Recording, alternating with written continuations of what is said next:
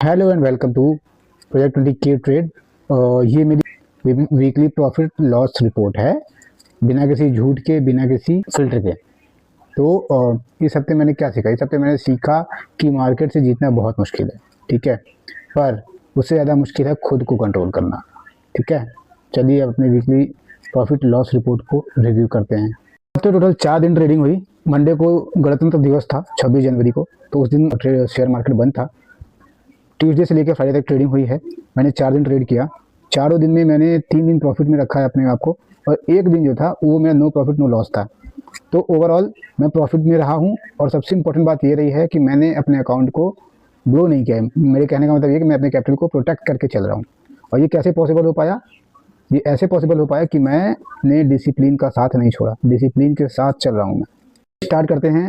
पहले day by day review करेंगे, कितना प्रॉफिट हुआ था, कितना लॉस हुआ था। उसके बाद एंड में हम देखेंगे इस वीक में कितना बना। तो यहाँ पे मैं लगाता हूँ फिल्टर। 26 को हॉलीडे था तो जीरो अमाउंट शो कर रहा था। अब मैं देखता हूँ ट्यूसडे को मैंने क्या किया था। तो हाँ, तो ट्यूसडे को मैंने बनाए थे 457 रुपये, ठीक है, 457 रुपीज़ बनाए थे, जिसमें से 61.56 मेरा चार्जेस कटे थे, ठीक है। और मेरा एक्चुअल प्रॉफिट था 395.45, अराउंड 396 रुपये में प्रॉफिट हुआ था। अगर मैं बात करूँ मैंने ट्रेड में क्या लिया था, तो मैंने उस दिन HDFC बैंक ही लिया था। और जहाँ तक मुझे याद है ये वही दिन है मेरा ऑर्डर टाइप गलत हो गया था। ऑर्डर टाइप में मतलब मैंने कवर ऑर्डर लिया था, और मैं ट्रेड में मैं प्रॉफिट में था। मैं अपने पार्ट से प्रॉफिट बुक करना चाहता था, जैसा कि मैं करता ही हूँ, और मैं उसमें मेरा क्या हुआ, पूरा पोजीशन स्क्वायर अप हो गया था। तो उस दिन मेरा ना अच्छा प्रॉफिट बन सकता था, पर ठीक है, ओवरऑल मैं प्रॉफिट में रहा था। और ये था ट्यूसडे का जो भी है लेखा जोखा। चलिए अब नेक्स्ट डे का देखते हैं। 28 को क्या हुआ था? 28 जनवरी को मेरे बने थे, कितने बने थे? हाँ, 28 जनवरी को मेरे बने थे 232 रुपये 61 पैसे। अच्छा, प्रॉफिट आप लोगों को बहुत छोटा छोटा दिख रहा होगा। उसके पीछे मैंने आप लोगों को ऑलरेडी फ्राइडे को समझा दिया था कि क्या रीज़न है इतना मेरा इतना प्रॉफिट कम हो रहा है। उसके पीछे रीज़न नहीं था, क्योंकि मेरा जो कैलकुलेटर है स्टॉप लॉस को कैलकुलेट करके क्वांटिटी सजेस्ट करता है। तो क्वांटिटी कम रहेगी तो प्रॉफिट भी कम ही रहेगा, ठीक है। तो 232.61 का प्रॉफिट हुआ था मेरे को वेडनेसडे वाले दिन। उसमें से 72.66 ब्रोकरेज एंड टैक्सेस कट गए, तो मेरे को बना क्या, 159.95, मतलब 160 रुपये के आसपास बना गया मेरा। अब मैंने ट्रेड क्या लिया था उस दिन? ट्रेड मैंने लिया था, हाँ, उस दिन मैंने एक्चुअली में 4 ट्रेड लिए थे, ठीक है। उसमें HDFC बैंक तो मेरा हमेशा से ही आ रहा है, ठीक है। उसमें मेरे HDFC बैंक में मेरे को लॉस हो गया था 99 रुपीज़ का। हिंद जिंक में मेरे को 178 का प्रॉफिट हुआ था। और ONGC में 193 बने थे जिसमें, और लास्ट में था टाटा स्टील में भी लॉस हुआ था 40 रुपीज़ के आसपास का। तो मेरा एक्चुअल प्रॉफिट था 171.95। तो ये था वेडनेसडे। अब देखते हैं नेक्स्ट डे कैसा रहा मेरा। थर्सडे 29 को जल्दी से चेंज कर देते हैं, 29 जनवरी। उस दिन क्या हुआ था? यस, तो उस दिन मेरे को ना प्रॉफिट हुआ था ना लॉस हुआ था। दिखाता होगा, मेरे को 24 रुपीज़ का प्रॉफिट शो किया था, पर उसमें मेरे चार्जेस ऐड हुए 101 रुपीज़ का, ब्रोकरेज और टैक्सेस। तो मेरा नेट प्रॉफिट ना होकर लॉस हो गया था 77 रुपीज़ का, ठीक है। तो थर्सडे को इतना ग्रॉस प्रॉफिट था, जिसमें से टैक्सेस और चार्जेस कटे 101 रुपीज़ का, और एक्चुअल मेरा जो था वो फाइनली लॉस में कटा था वो दिन 77 रुपीज़ के आसपास का। अगर मैं बात करूँ कि मैंने कौन से ट्रेड लिए थे, होगा BEL भी लिया था मैंने, एक सेकंड सॉरी, BEL लिया था मैंने, भारतीय इलेक्ट्रॉनिक लिमिटेड। तो उसमें मेरे को 213 रुपीज़ का प्रॉफिट हुआ था। मैंने HDFC बैंक में मेरे को बना लॉस हुआ था 268 रुपीज़ का। और हिंदुस्तान जिंक में मुझे हुआ था 78 रुपये का प्रॉफिट, और ओवरऑल मेरे को 77 रुपीज़ का हुआ था लॉस ऑन थर्सडे 29 जनवरी। अब देखते हैं कि 30 जनवरी को क्या हुआ। तो ये है 30 जनवरी, ठीक है। 30 जनवरी को मेरा कितना प्रॉफिट हुआ था? तो 30 जनवरी को मुझे हुआ था 185 रुपये का प्रॉफिट, आउट ऑफ विच 78.33 पैसा मेरा ब्रोकरेज एंड चार्जेस कट गया था। और मेरा एक्चुअल प्रॉफिट बना था 107 रुपीज़ 24 पैसा। ये कल की बात है, ठीक है। और मैंने क्या क्या ट्रेड लिए थे? ट्रेड मैंने लिया था HDFC बैंक, हिंदुस्तान जिंक और टाटा स्टील। HDFC बैंक में 108 रुपये का लॉस हुआ था मुझे, और हिंदुस्तान जिंक में 138 रुपीज़ बने थे। टाटा स्टील में बने थे 154.87 रुपीज़।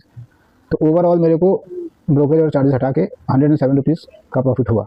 अब हम देखते हैं कि ओवरऑल कितना इस हफ्ते में प्रॉफिट और लॉस रहा है टोटल। डेट रेंज में हम चेंज कर लेते हैं। इस हफ्ते का मंडे 26 से हफ्ता स्टार्ट हुआ और 30 जनवरी को एंड हो गया ये वीक। तो मुझे बना कितना, ठीक है। तो ओवरऑल ग्रॉस प्रॉफिट मेरा 900 रुपये के आसपास का रहा है।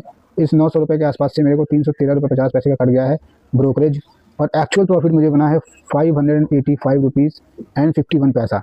ये मेरा एक्चुअल प्रॉफिट रहा है इस वीक का, विच मीन्स ये हफ्ता भी मेरा ग्रीन में ही रहा है। मतलब बहुत बड़ा प्रॉफिट नहीं है, पर ये है कि मैं लॉस में नहीं हूँ। और ये जो प्रॉफिट आया है वो डिसिप्लिन से आया है, अपने रूल को फॉलो करते हुए आया है, अपने सेटअप को फॉलो करते हुए, प्रोसेस को फॉलो करते हुए आया है, रिस्क रिवॉर्ड रेशियो को फॉलो करते हुए आया है। तो ये अमाउंट मेरे लिए मैटर नहीं करता है कि मैंने कितना अमाउंट एक्चुअली में प्रॉफिट बनाया है। What matters for me is कि I am able to execute my setup.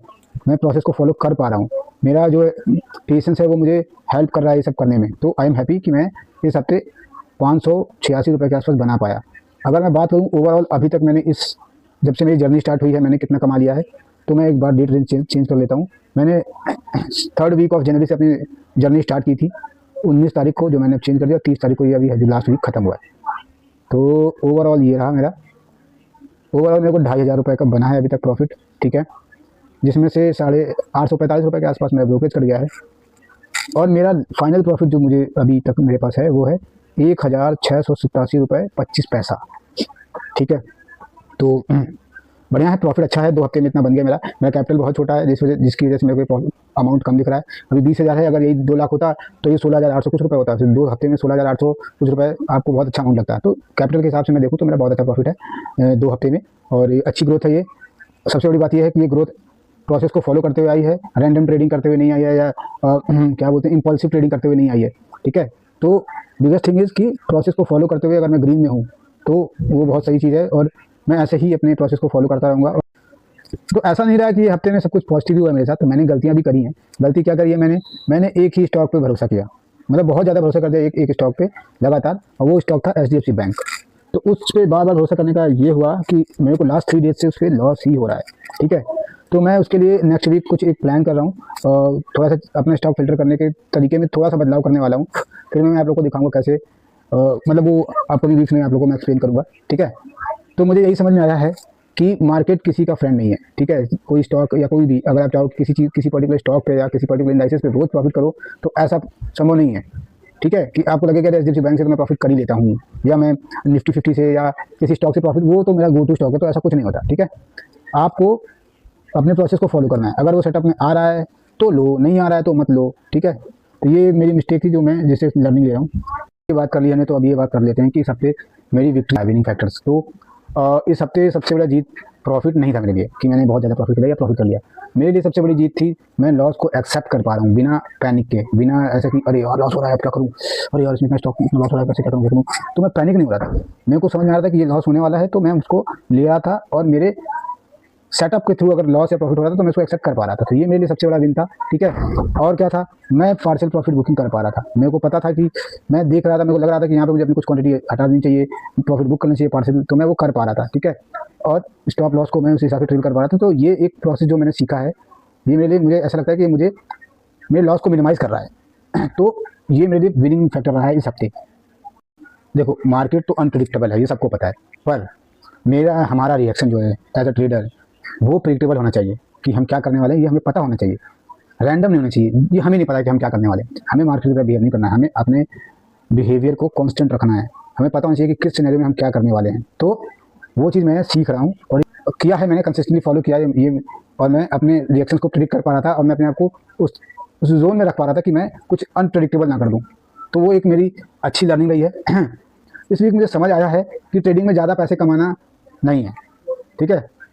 ज़्यादा दिन जिंदा रहना इंपॉर्टेंट है, ठीक है। ज़्यादा पैसे कमा लोगे एक हफ्ते, पर अगर तुम्हारा बिहेवियर अनप्रिडिक्टेबल है, अगर तुम अनप्रिडिक्टेबल हो, देन एक ऐसा वीक आएगा कि तुम्हारा सारा पैसा लेके निकल लेगा, ठीक है। तो वो चीज़ मैं सीखा लास्ट वीक कि be predictable, I mean to say your behaviour, your reaction should be predictable in terms of trading, जो कि मैंने लास्ट वीक किया। नेक्स्ट वीक के लिए मेरा फोकस क्या होगा, मैं नेक्स्ट वीक जो अभी तक करता आ रहा हूँ वही करने वाला हूँ। थोड़ा सा एक चीज़ मैं ये करने की सोच रहा हूँ कि जो मैं स्टॉक फिल्टर करता हूँ उसमें अब थोड़ा मिड कैप के स्टॉक्स पे मैं सोच रहा हूँ ट्रेडिंग करना शुरू करूँ।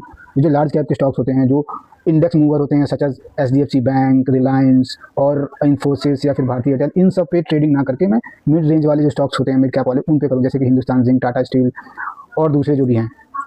उसके पीछे रीज़न ये है कि ये जो इंडेक्स मूवर होते हैं वो एक रेंज में ही चलते हैं, ठीक है। और फिर आप एक या तो बहुत मिनिमम प्रॉफिट करोगे या फिर लॉस कर लोगे, ज़्यादा मूवमेंट आएगी नहीं। तो उस चीज़ पे मैं अभी इस हफ्ते काम कर रहा हूँ, नेक्स्ट वीक देखता हूँ एक फाइनल सेटअप बना के फिर थोड़ा सा चेंजेस करके, आई मीन टू से मेरे सेटअप में, you should never change your setup what you are following, you need to tweak your setups. तो मैं वो ट्विक करके और फिर नेक्स्ट वीक मंडे को वैसे ही काम करने वाला हूँ, ठीक है। और बाकी चीज़ें तो मैं सही कर रहा हूँ, but I believe I am doing good, I mean to say I am not doing great but I am doing good, I know. ठीक है, फिर मिलते हैं अगले हफ्ते मंडे को। कल भी मार्केट खुलने वाला है संडे वाले दिन, पर देखता हूँ मैं, अगर सेटअप कुछ बनता है तो करूँगा, नहीं तो बजट वाले दिन तो वैसे भी मार्केट बहुत ही ज़्यादा वॉलेटाइल होता है। तो अगर बनेगा तो करूँगा, तो मैं आप लोग को बताऊँगा, अगर नहीं करूँगा तो फिर मंडे को मिलते हैं। बाय।